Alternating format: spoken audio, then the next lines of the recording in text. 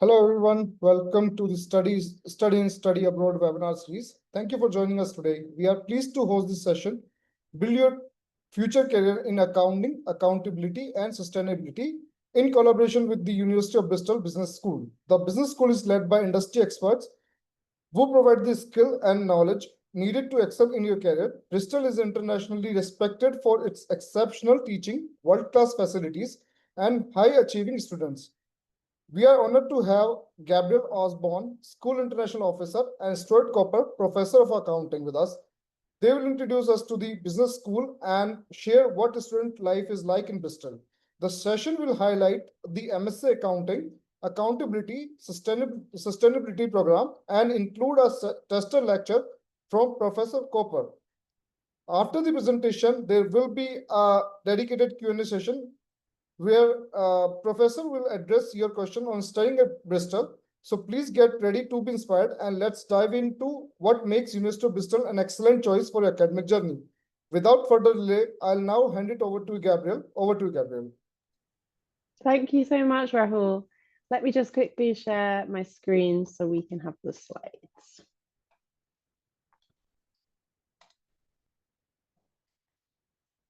Okay, so hello everybody. I'm delighted to be able to present to you this afternoon your time. A big warm welcome from myself and Stuart, based in Bristol, and particularly from the University of Bristol Business School. Thank you, Rahul, for the introduction to the school as well. So yeah, we are based in the Business School at the University of Bristol. Within the school, we have a number of different MSc programs covering kind of the main disciplines under business school. So business management, accounting, and finance.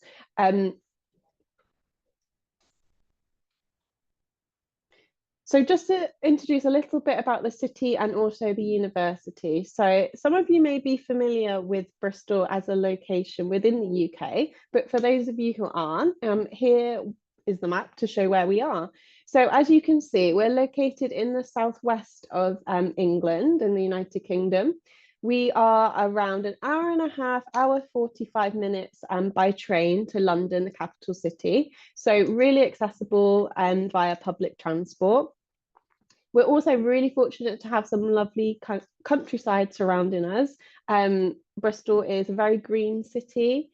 So yeah, if you're into kind of outdoors and hiking and that kind of thing, it's also really lovely.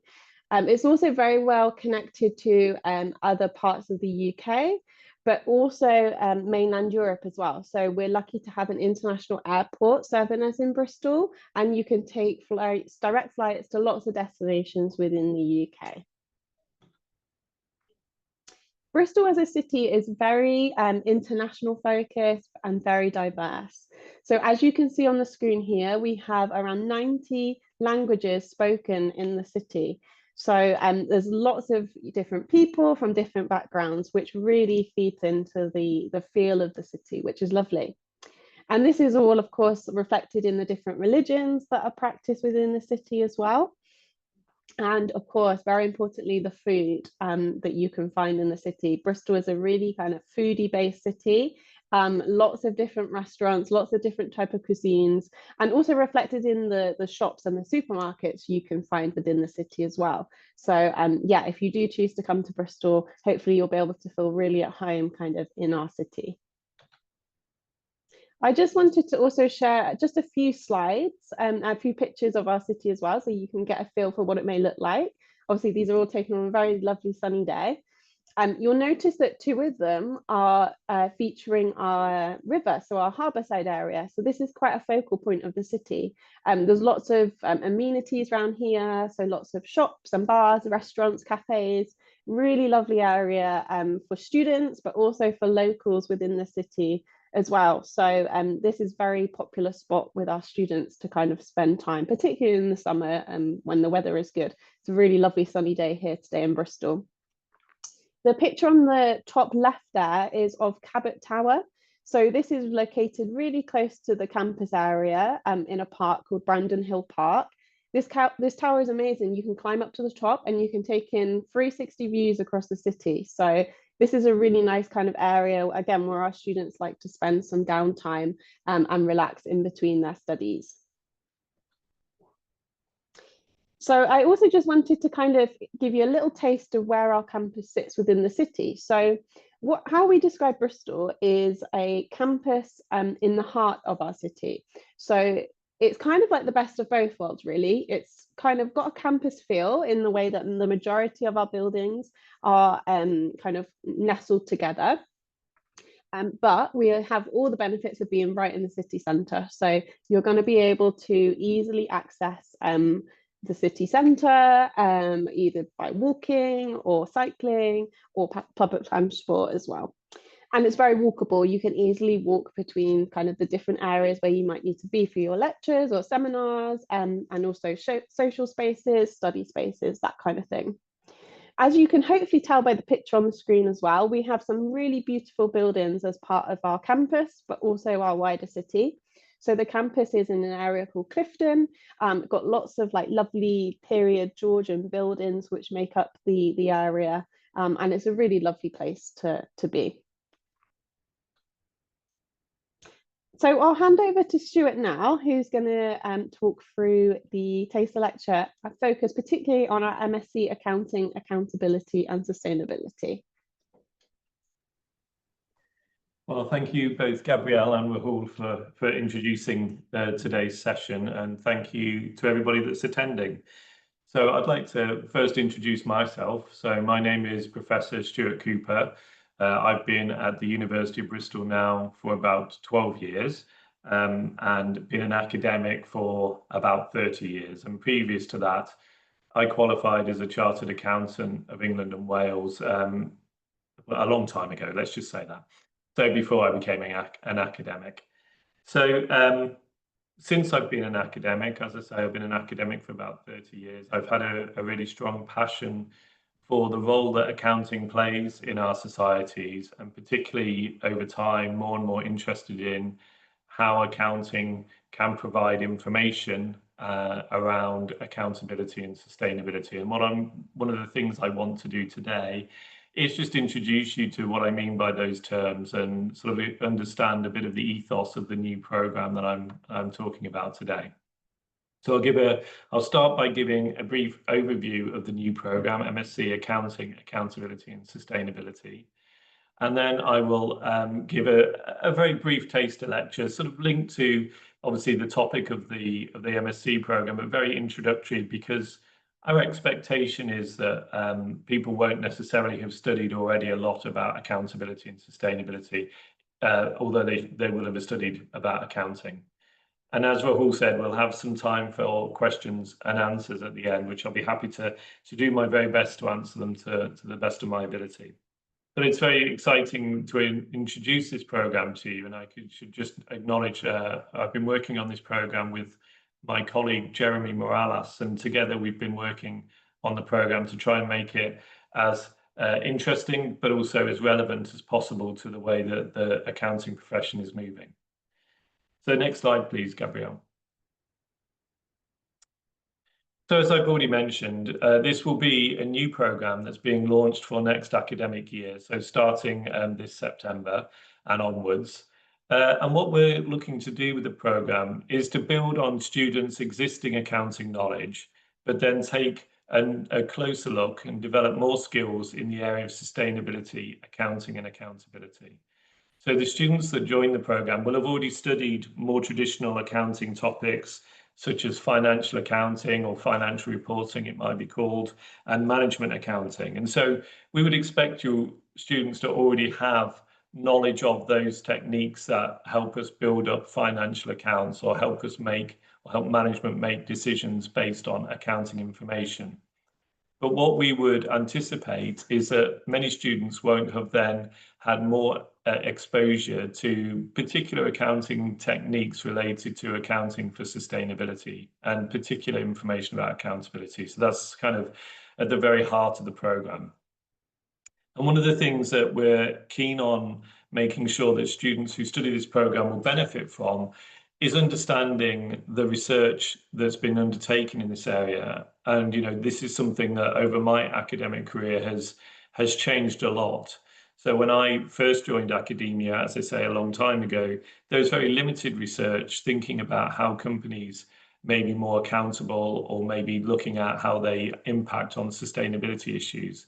But the whole research area has grown quite dramatically, especially over the last 10 years, I would say.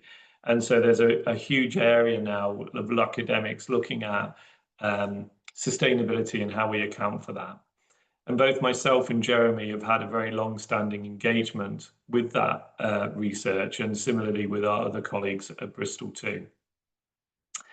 So as part of the programme, we're hoping to introduce students to a lot of different things. And one of the things that's really changed and has really inspired us to create this programme is how both regulation and sustainability reporting standards have been developing over the last few years. So prior to, I would say, even, well, certainly in terms of regulation, prior to the last 5 to 10 years, there was very little regulation expecting companies to produce, for example, sustainability reports or to be accountable for their sustainability impacts. But that's changing a lot. And the same with sustainability reporting standards. There's been a long-standing sustainability reporting standard setter called the Global Reporting Initiative. But there's been, in recent years, significant changes with other standard setting bodies getting involved. For example, the International Accounting Standards Board has now created their own International Sustainability Standards Board. So we're interested in helping students understand those frameworks and standards, but also a key part of what we want to do on the programme is to actually look at what companies are doing in this area. So looking at case studies of corporate practices, of how they, both internally and for their reporting purposes, develop their accounting for sustainability. And this includes not only within the company, but also their governance mechanisms and how those reports that the companies are providing may be assured by a sustainability assurer, similar to how a financial report is audited by a financial auditor. So alongside this sort of technical knowledge of frameworks and standards and practices, the programme is also designed to help you develop your critical thinking skills, your research skills, communication skills, and teamwork skills. And we think they're absolutely essential for students as they hope to move on to the next stage of their career. And I will talk a little bit in a moment about what those sort of prospects are for careers within this area. So next slide, please, Gabrielle. So obviously, before we get to that, I just want to talk a little bit about how we approached the programme and what you could expect to be doing on the programme. So clearly there will be, quite traditional lectures where we will have an academic providing lectures, helping you understand the content. But then also, given that the programme is expected to be quite small, we're hoping it will be very interactive. So there'll be a lot of tutorials, a lot of workshops with the academics looking to work together on specific case studies or specific programs or specific techniques to actually think about, how those techniques are used in practice. We're also very keen to help students get access to people that are working within the relevant industry. So I've just put a list here. I mean, these aren't confirmed as yet, but the people we've been speaking to about from outside of the university coming to talk to the students next year include a sustainability consultant who's got a lot of experience in how companies might set what's called internal carbon pricing. So how much they would internally price any carbon emissions within their business to help them manage that carbon emissions. We're also very fortunate in Bristol to have one of the most sustainable banks, or a bank that's set up on a sustainable ethos, which is called Triodos Bank. They were originally set up in the Netherlands, but the UK branch is based in Bristol. And we have quite nice links with Triodos Bank, and they often come in and speak to our students about their approach to banking and particularly their sustainable banking approach. We also have links to the different standard setters, particularly the International Sustainability Standards Board that I mentioned earlier. In fact, one of our ex-colleagues now works for the International Sustainability Standards Board and is involved in that standard setting process. So we have very nice links to that board as well. And then also just slightly broader than more purely accounting, we also have links to sustainable finance, an organisation called Nature Finance.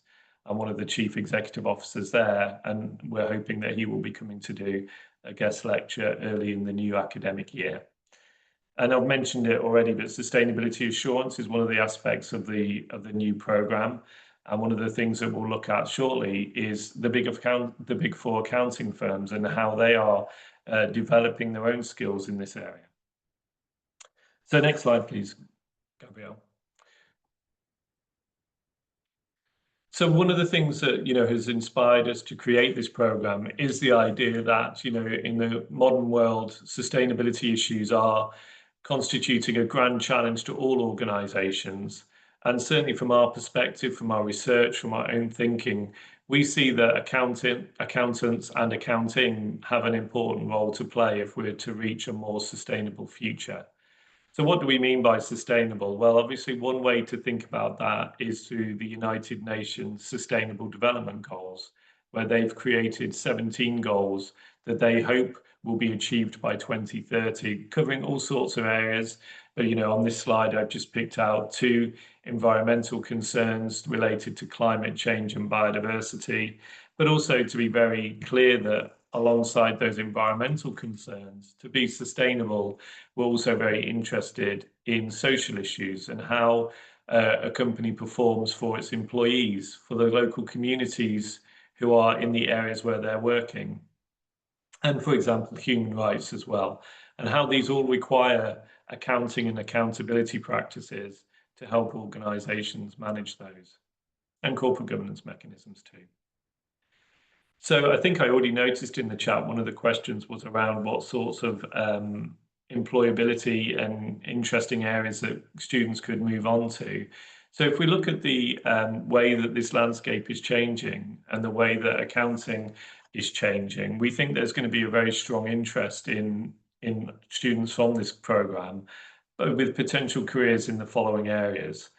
So for example, lots of large organisations now are looking internally at how they can manage and control their sustainability impacts, both for internal control, but also then for how they report that to the outside world to let different people know about how they're performing in terms of their sustainability impacts. So there's going to be lots of roles there within those large organisations as they develop those functions. Secondly, and I'll come back to this a little bit, as I say, that there is also this idea that the sustainability reporting will also need to be assured, where we have third-party expert firms coming in to look at the sustainable reports, the sustainable performance of organisations. And certainly the big four accounting firms are very, very active in this area, looking at how they can offer assurance on organisations' sustainability reports.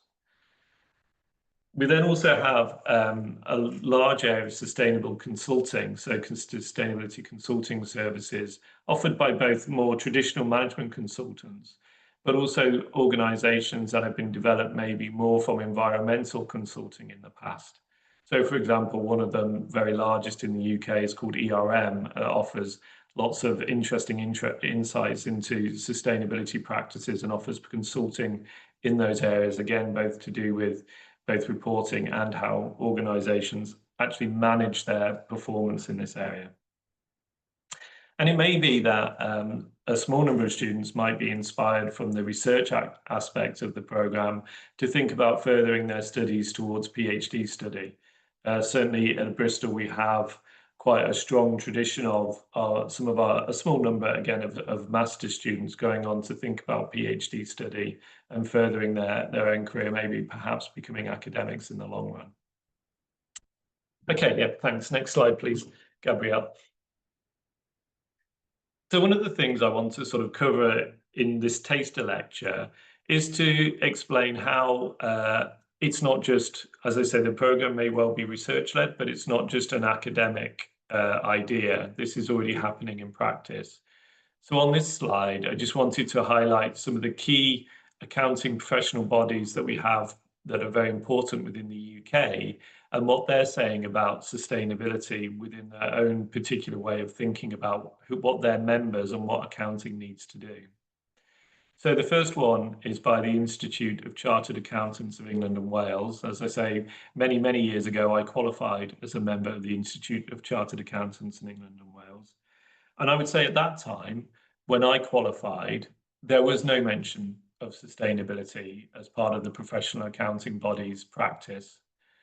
But now all of these bodies, if you look at what they're expecting students to be interested in and thinking about, they will all include sustainability. And so the ICAW in this quote specifically talk about how they expect their members in practice to play a role if sustainability goals are to be met. So alongside maybe our more traditional view of what accountants in practice do, then this is an important role that they see their members having. And when they talk about sustainability, they're talking about a world of thriving economies and just societies based on what nature can afford. The second quote here is from an organisation called CIMA, the Chartered Institute of Management Accountants, and AICPA, which I wish I could remember exactly what all the letters stand for there. But anyway, we'll stay with the Chartered Institute of Management Accountants. And again, what they're identifying for their own membership is the idea that sustainability is now a mainstream issue. So we can't judge performance purely on short-term financial returns to shareholders anymore.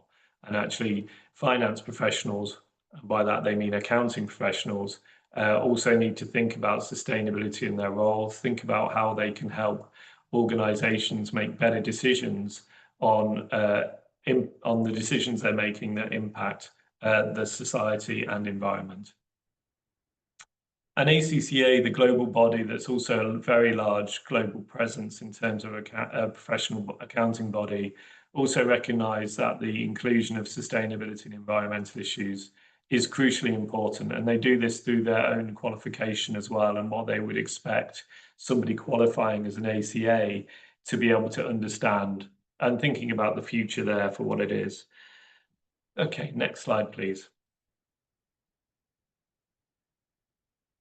And also, as I've already mentioned, a key player obviously in the accounting profession and the accounting world are the big four accounting firms, and what they're expecting themselves to be able to offer in terms of their own services. Clearly, they have a very large audit department that audits financial reports. But more and more important to these firms is their own area where they're offering different services to do with sustainability as well. So again, just to introduce you to some of the things that these big four accounting firms are saying about how they see their role in helping organizations become more sustainable.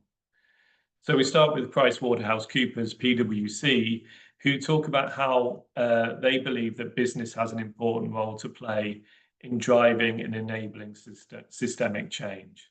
And they're talking about helping organizations think about a more sustainable future, more sustained outcomes, and to drive positive change for society and our planet. So again, thinking about the society and the environment when they're thinking about the role that they play. Next, we have EY, Ernst & Young, who are looking at, again, they have a particular team that they have in their department, they have in their organization, EY Climate Change and Sustainability Services team, that look to help organizations assess and respond to environmental, societal, and governance issues. So this is one of the things that's happening more recently, I would say, in the area, is alongside the use of the word sustainability, many organizations are also talking about ESG, so environmental, societal, and governance issues. And they're looking to help provide innovative tools that aim to future-proof sustainability.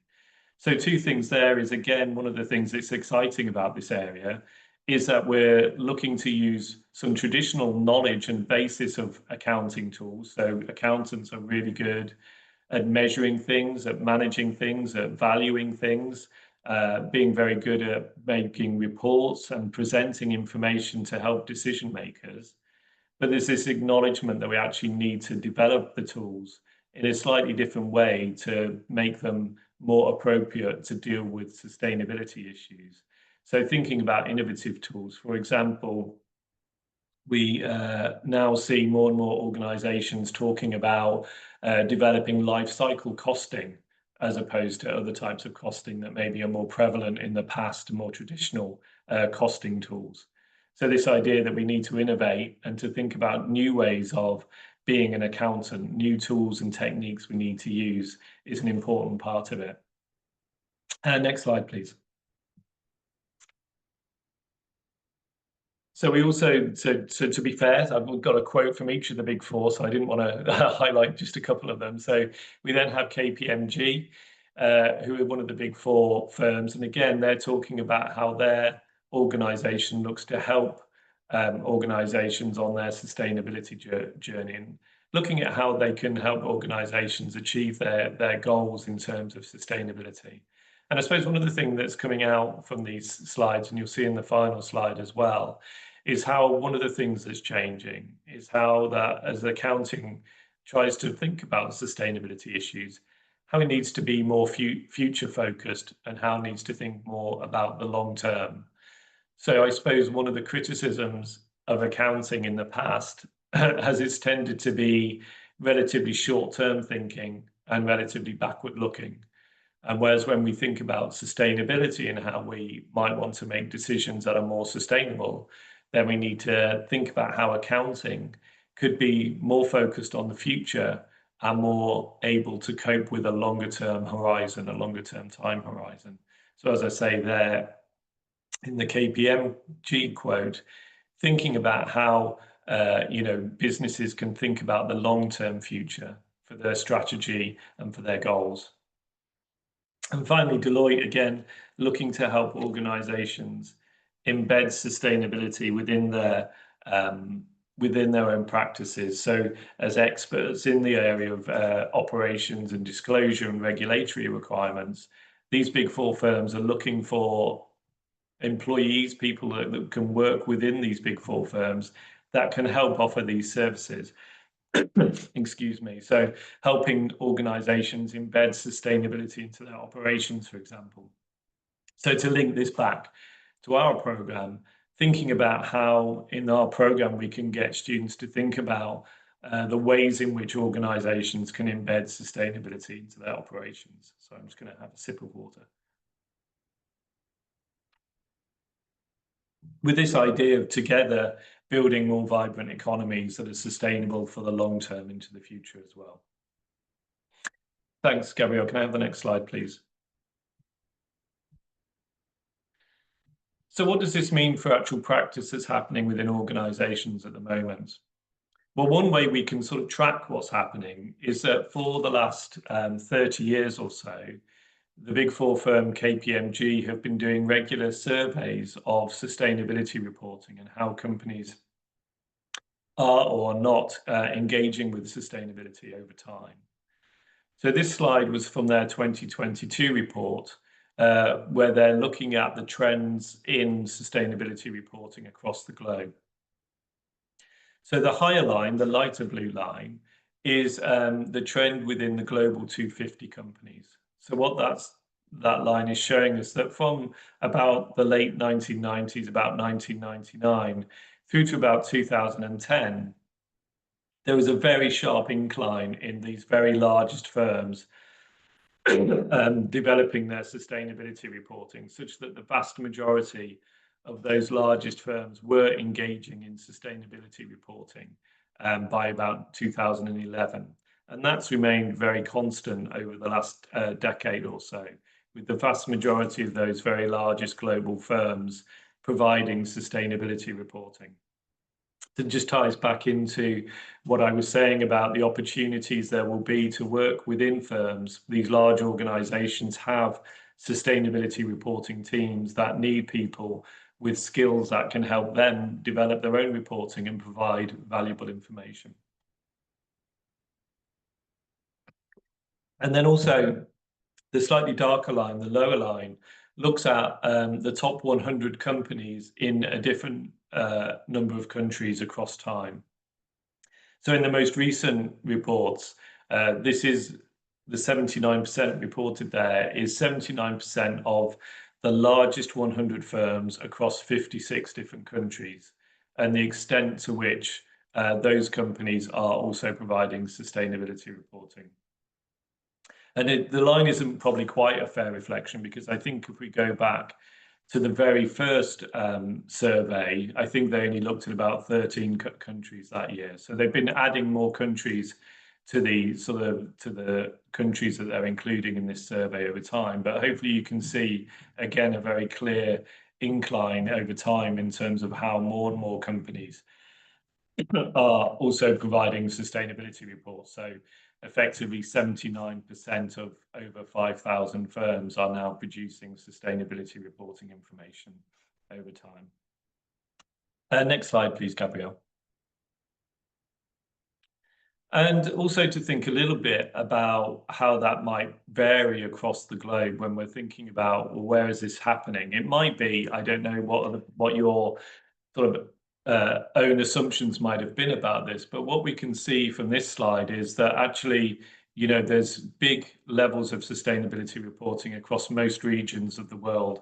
So they break it down from Asia Pacific, Europe, Americas, and then the Middle East and Africa. And it's quite interesting to see the different trends here, with Asia Pacific moving from 49% of those largest 100 companies producing sustainability reports back in 2011, and that now having increased to nearly 90% in 2022. And for most part, you know, most of these regions that we can see that growing increase and heading towards that sort of 80% level. But one area that's slightly different, maybe less prevalent, is in the Middle East and Africa, where we see actually back in 2011, 61% of those largest companies in these different countries were providing sustainability reports. But that's actually slightly fallen to 56% more recently. Again, the one thing I would comment on there is just to remember that this is 56% of a larger number of companies than they were looking at in earlier years. So it probably is still the case that there are more and more companies providing these reports, even in the Middle East and Africa. Okay, next slide, please. So now I just want to break for 2 to 3 minutes to ask you to have a little think yourselves about these two questions. So on the last two slides, if you remember, we saw how, first of all, the very largest companies, the Global 250, are now virtually approaching 100% of those companies are now providing sustainability reports. And approximately 80% of the largest 100 companies across 56 countries are providing sustainability reporting information. But over time, that's changed a lot. So again, if we look back to the late 1990s, those percentage sustainability reporting rates were much lower. So my first question for you is, why do you think those levels of sustainability reporting have been increasing so dramatically? So again, I'd like you to have a think about that first question for a couple of minutes. And at the same time, then we also saw that we see that the sustainability reporting rates are slightly different across some regions. And we see that, for example, Asia Pacific has had the very largest increase over time, over that period of time.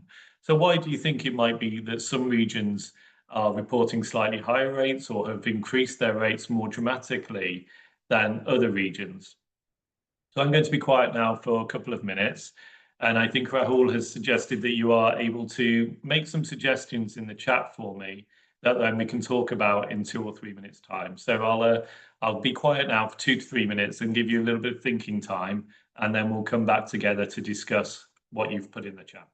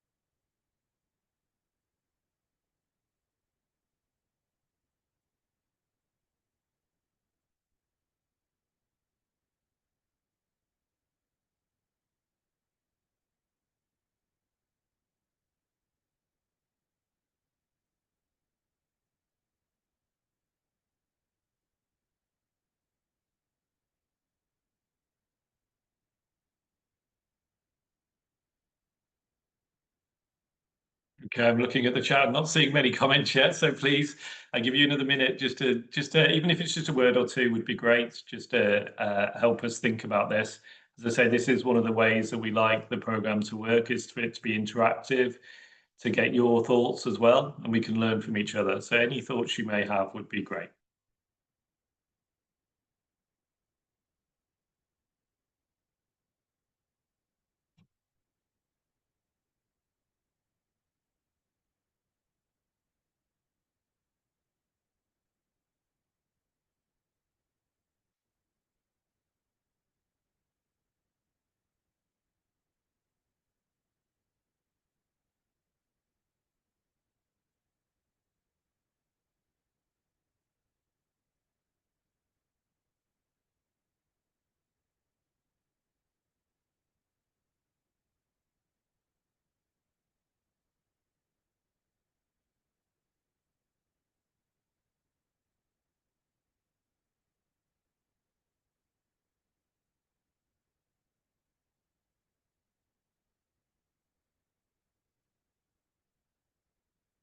Okay, and thank you so much, Akash, for your comment. Anybody else willing to throw a comment in there? I'll give you the last few seconds.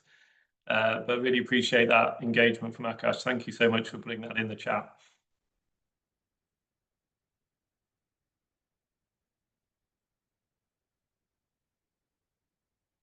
Okay, yes. So as I say, thanks so much for Akash for engaging with that. Yes, absolutely. Your points are very well made.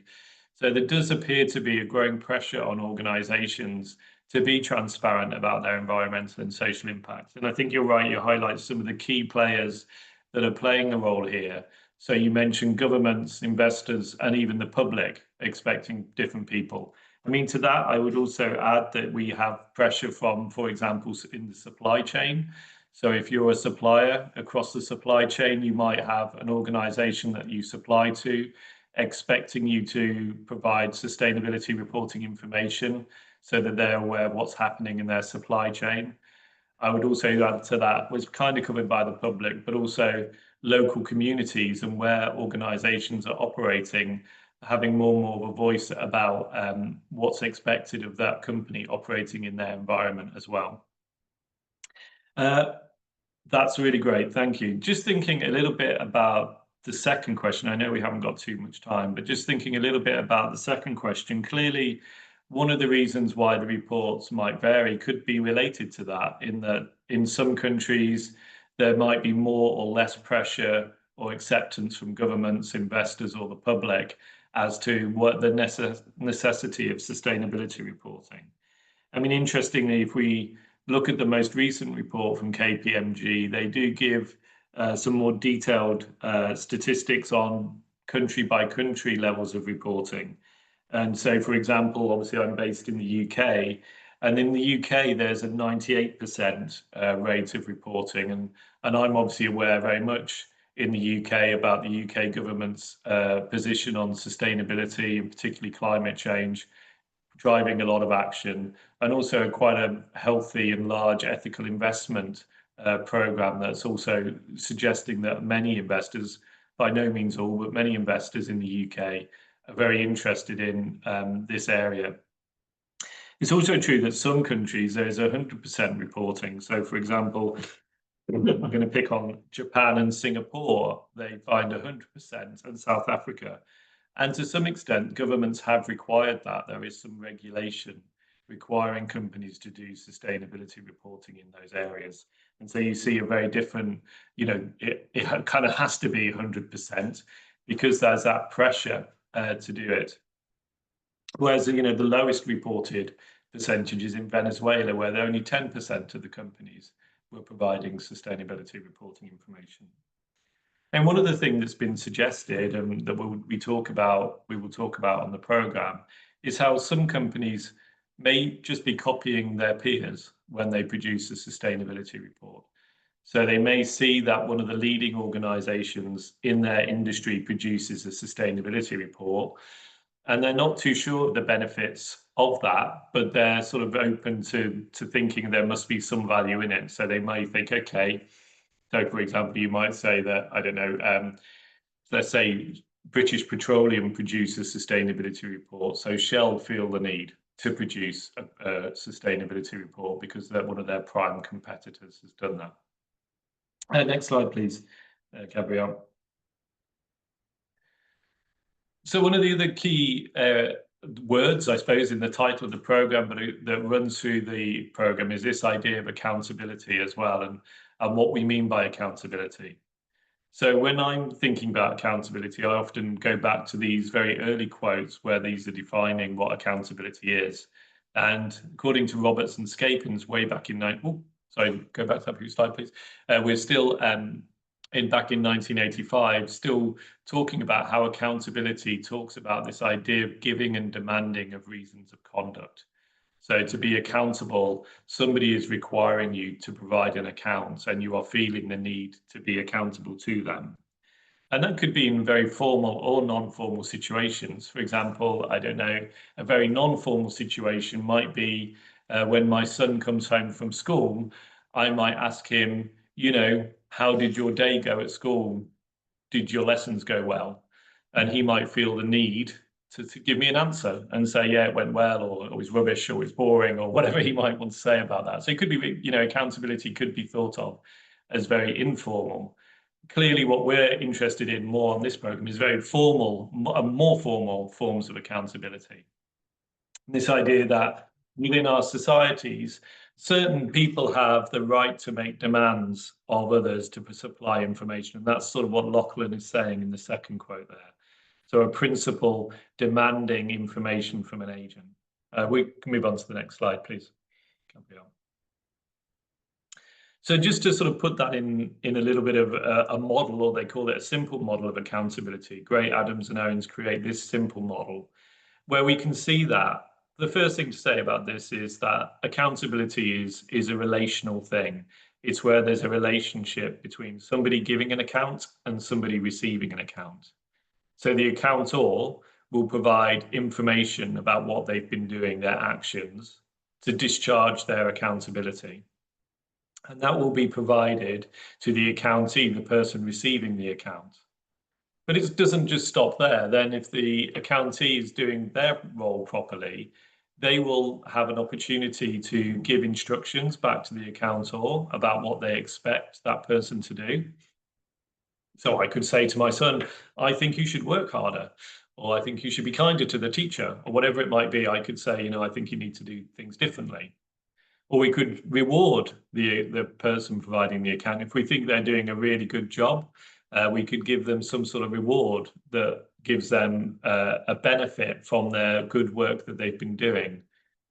Or we might choose to remove our support or sanction the person somehow. So just thinking about this in terms of financial reporting, then we obviously in accounting know that companies are required to produce a financial report each year. Certainly in the UK, that's an expectation under company law. And that financial report is giving shareholders information about their financial performance and position.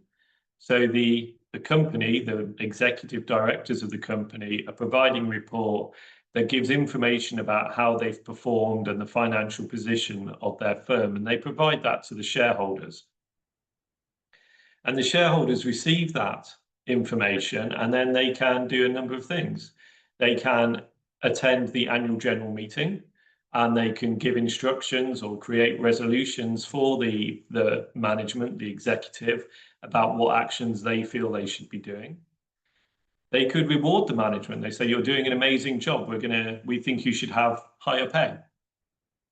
Or they could choose to invest more or divest from that company.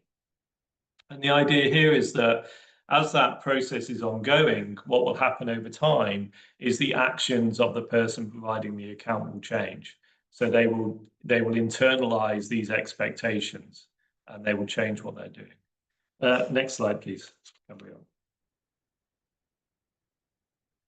So just a very quick other task for you, I hope this is okay, is that there's I think I like this paper by Fowler and Cordray, where they talk about 3 key questions underpinning accountability. And they say those 3 questions are, for what is the organization accountable? To whom is it accountable? So who would you give the account to? Who deserves to receive an account? And how would you do that? What mechanisms would you use to discharge that accountability?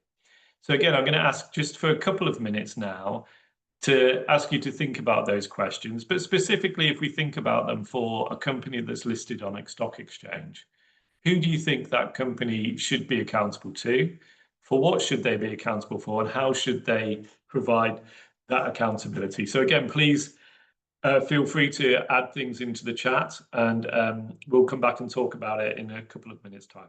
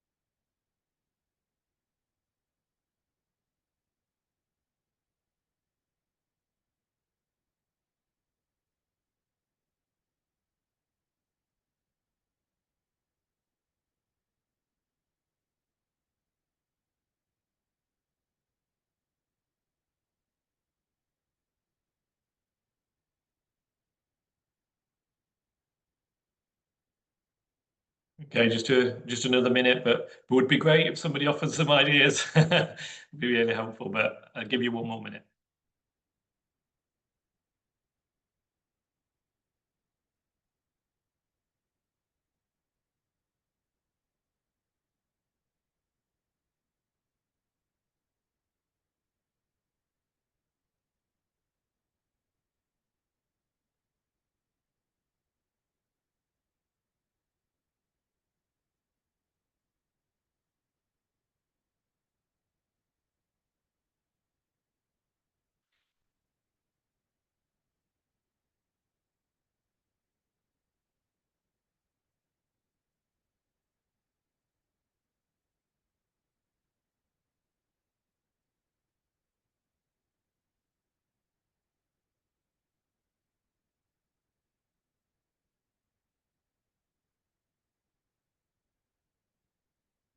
Okay, maybe you're very shy, possibly, which is absolutely fine. I'll let you off this time. But as to say, one of the ethoses of this program will be to hopefully have conversations and engage in conversations together to talk about these things. Hold on, sorry, Vijay, I just saw your answer just then as I was, yes, okay, so sort of, yes, okay, very nice. Thanks, Vijay. That's a really nice answer. I'm just looking at point 1 here, where you say that the organisation is accountable for its actions, decisions, and impacts, including financial performance, ethical conduct, environmental responsibility, and social outcomes. So yes, I mean, I completely agree with you. I mean, I would have to say there are competing views. So there is very much one school of thought, and even going back to Milton Friedman's view that the only responsibility of business is to make money, to make profit. But I think that was said in a very different time. And I do think that, as we've said, there's much greater expectation on organisations now to both perform and be accountable for their environmental, ethical and social conduct. So I would completely agree with you there. The way in which what that means for accounting is that we need to think about how we can give information on how companies have performed ethically, environmentally, and social. So just providing an income statement or balance sheet doesn't let the audience know, or the receivers of that information know, how the organization has been performing socially and environmentally. So for accounting, we need to think about how do we manage to find ways to convey information about social and environmental and ethical conduct. And that means, and also as we're doing that, thinking about, well, who are we giving that information to? If we're giving it to investors, they would like maybe to know certain things. But if we're giving it to other organisations or other stakeholders, they may require other information too. So yes, I mean, and I've just seen Varun's added comment there about employees, customers, regulators, local communities, and environment and future generations. I mean, absolutely correct, Varun. And then the final point, and probably the most difficult one to think about before you've done the course, is about the mechanisms. And Varun's mentioned sustainability reportings, auditing, oversight, and engagement. And that's exactly the point I wanted to make, is that to do this, there will be formal reporting, and companies do provide sustainability reports. But there's other ways in which companies can show their accountability to different stakeholders. And that could be in meetings, actually holding an open meeting where there's a conversation or a presentation about the report, or it might be in actually opening the doors of the factory, for example, or saying people are welcome to come in and talk to the organisation about what it's doing, so they can actually see for themselves how the organisation is performing. And clearly regulatory oversight is very important as well. So I know I'm probably running over slides, but thanks so much for that, Varun. That's really excellent comments. So I'll move on to the next slide, please. So what I've tried to do is, in this lecture, is give an overview of what the programme looks like, and then just get you to start to think about why this is important. This topic of sustainability and accountability is important to the accounting profession and accounting practice. And particularly in terms of accountability, one of the things that I think is hinted at in Varun's last answer there is that it is a very powerful regulatory tool. And what we see more and more in different countries, different societies, is this expectation that governments will require companies to provide information on different topics, be it climate change, biodiversity, human rights, all of these different issues. So we need to think about how organisations can provide that information. And the underlying reason for that is because governments think that requiring organisations to be accountable will actually make them change the way they behave, make them more ethical, make them more sustainable, make the world a better place. And that's deemed to be a very important regulatory mechanism that different regulators and different governments are using. So it's something that's happening more and more around the world. So I hope you've enjoyed the lecture. I hope it's given you a little sense of what we want to do with the programme. And I think we've now got just a slide to thank you for your attendance and open it up to the questions and answers.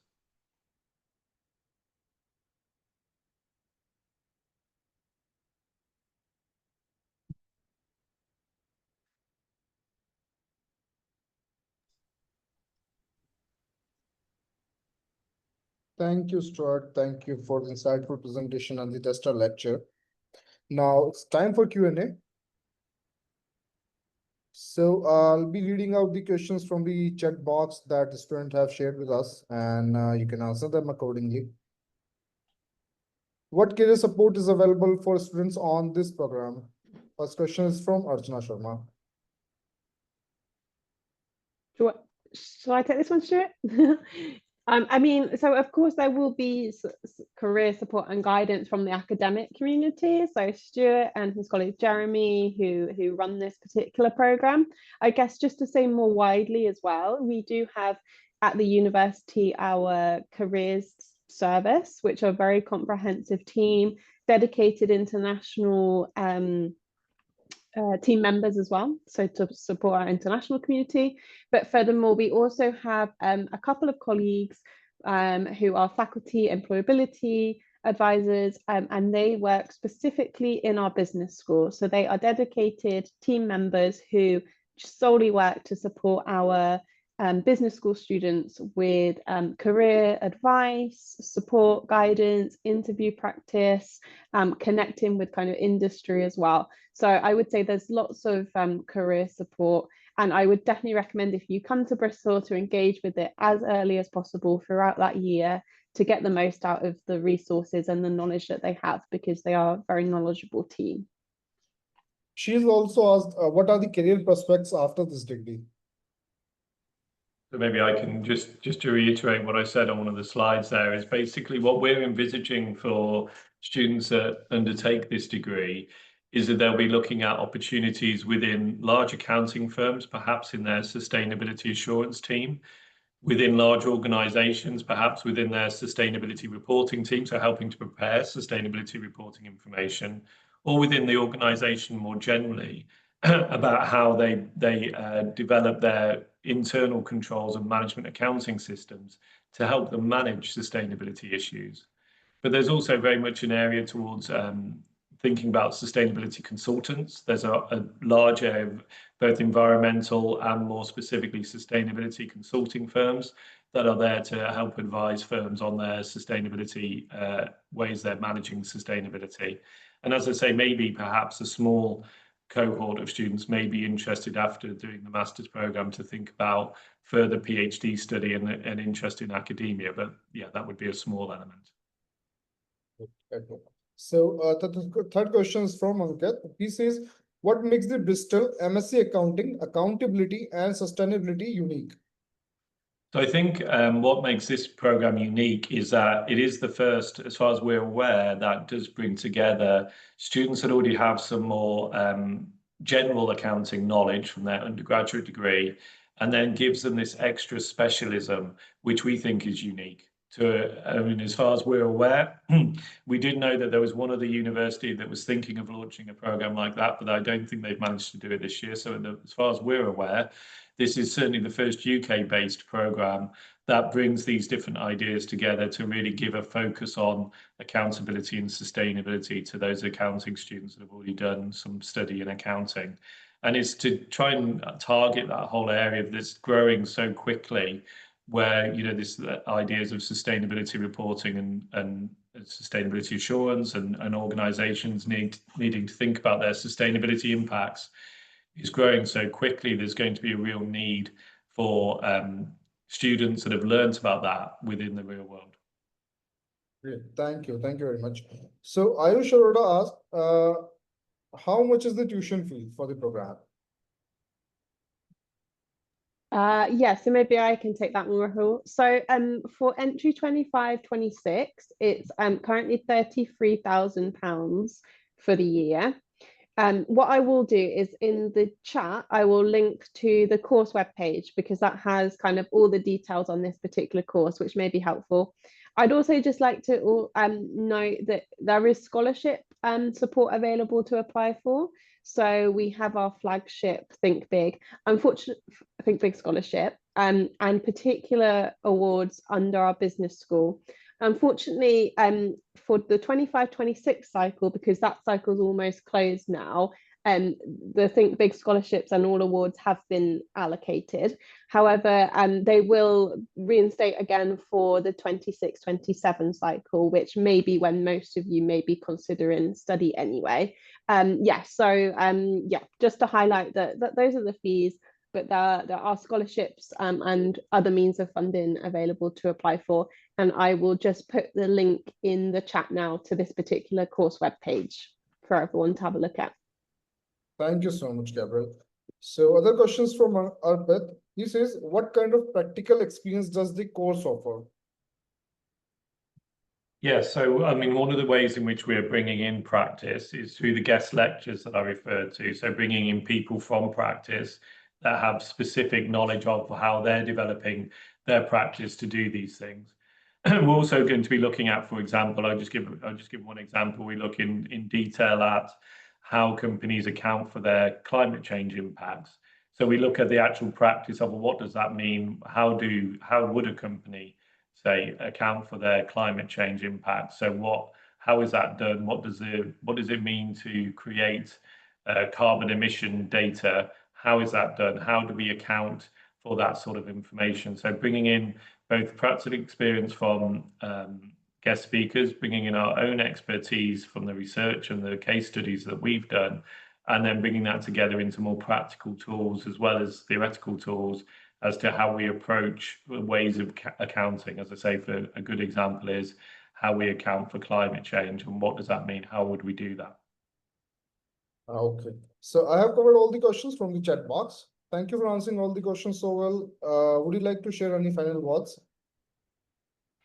I'd just like to thank everyone for joining, and particularly our brave our brave participants that were willing to put things in the chat box. I really appreciate that. So thanks very much. It's been good to speak to you, and hope to see you in Bristol sometime. Great. Yeah, thanks, Stuart. I think also just to echo what Stuart said, thank you for attending. And also just to highlight on the screen that we're showing now, we do have our international email address for the business school. So that's monitored by myself and my colleague Carol. If you think of any questions after the session and would like to reach out and get in touch with us, then please do send us an email and we'll be happy to pick it up. And if it's something for Stuart, we can forward on and put you in touch with Stuart. Thank you. Thank you so much for everyone for your valuable time. All the audience, if you have any further questions, please feel free to contact the StudyIn office in India.